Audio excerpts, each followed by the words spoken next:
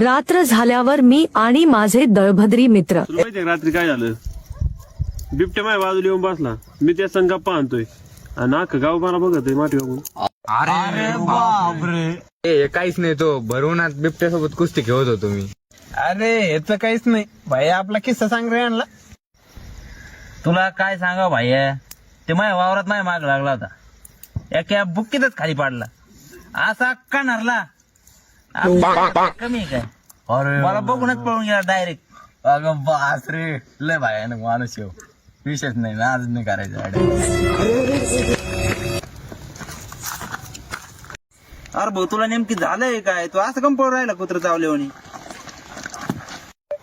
अरे भाऊ, त्याला वड्यात बिबट्या आलाय.